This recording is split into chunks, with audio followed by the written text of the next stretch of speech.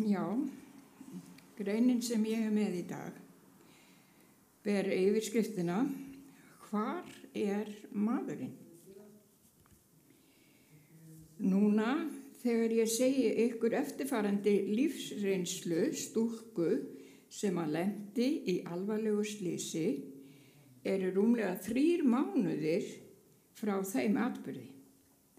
Þetta er sönn saga eins og allar aðrar sögur sem ég segi hér í kirkjunni og í útvarpi boði. Og ég þekki til þessara stúlku, enda séð hana oft á samkomum í kirkjunni í South Bend í Indianafylki í Bandaríkjunum, en Þröstur Steinþórsson er þar starfandi prestur. Og þessari ungu stúlku man ég alveg sérstaklega vel eftir þegar hún var 14 ára gömul, nett, lítil, grönn, falleg og söng upp á palli með afa sínum. Við Steinþór þekkjum afa hennar, Jimmy Arnett, vel, en hann er í stjórn safnaðarins og er einnig mikill söngmaður og fjölskyldan leiðir oft söngstundirnar á samkomum safnaðarins. En nú er komið að því að ég segi ykkur hvað gerðist 2. desember árið 2024 þegar Alíne Burks ók bifreið sinni seinnipart dags til framhaldsskólans þar sem að nemendurnir voru að undirbúa hátíðadagskrá fyrir skólasamfélagið hennar.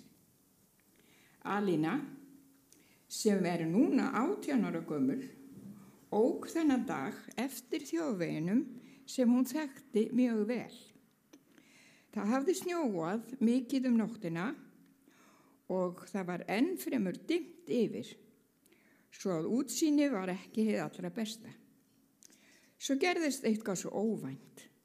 Hún missti stjórn á bílnum og hann kastaðist út af veginum og endasteyptist langt utan vegar. Á meðan bíllinn var á hvolfi, hrópaði Alína hástöfum: Jesús, hjálpaðu mér, sem drottin hlýtur að hafa gert, því að hún rankaði við sér fljótlega og reyndi að gera sér grein fyrir því sem að komið hefði fyrir hana. Bíllinn var á hvolfi, öryggispúðinn hafði þanist út og þrýsti á andliti hennar og hún hékk í öryggisbeltinu.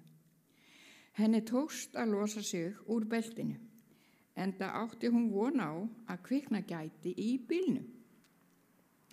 Henni tókst að opna hliðargluggann og skríða út með erfiðismunum. Veðrið var nístinskalt og hún skalf þegar hún kom út bæði af kulda og geðshræringu. Hún tók fram símann sinn og hringdi í móður sína, en í þetta sinn hafði mamma hennar stillt símann á skilaboðaskjóðuna til þess að einbeita sér ótrufluð að undirbúningi kvöldsins fyrir samnemendur dóttur sinnar. Þá hringdi Alína í systur sína sem einnig var í skólanum með mömmu sinni og þannig gat hún sagt þeim frá slysinu sem hún hafði lent í. Og móðurinn ók í skyndi á slysastaðinn til Alínu.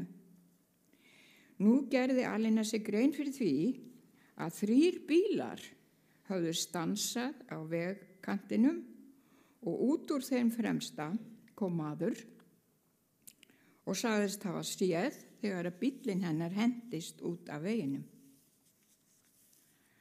Hann bauðst þess að hringja á sjúkrabíl, en hún hafnaði því þar sem hún fann ekkert til sársauka eða annarra óþæginda. Þá spurði maðurinn: En hvar er maðurinn sem var með þér í bílnum?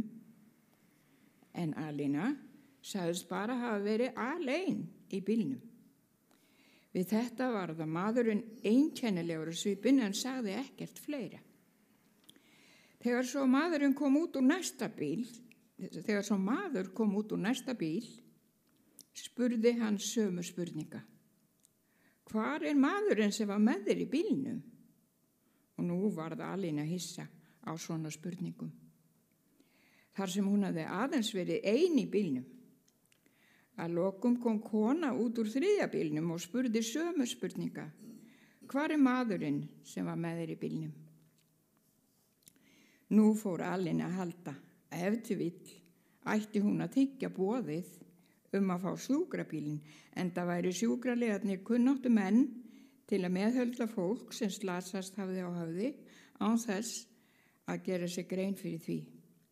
Og þar sem hún hafði verið spurð 3 vegis þennan mann sem þau hefðu séð í bílnum með henni, þá væri líklegast eitthvað að henni í höfðinu. En rétt í þessu kom mamma hennar á staðinn og kom hlaupandi út til hennar. Alína gat loksins slakað á tilfinningu sínum, svo hún gat leyft sér að hágráta í faðmi móður sinni.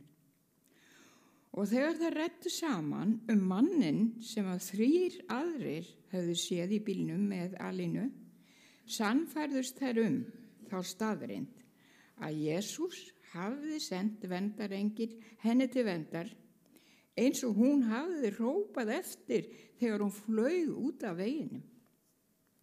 Allt í einu gerði hún sig grein fyrir því að hún hafði notið nærveru og verndar himneskrar veru í samanklemmdum bílnum sem lá á hvolfi út í snjó og frosti. Það virtist eitthvað svo vonlaust og ótrúlegt að stúlkan hefði raunverulega verið í þessu bílflaki sem í reynd sýndi ekkert nógu stórt rými fyrir fullvaxna stúlku að ekki sé minnst á engilinn sem einnig var í bílnum í gegnum endaköstin.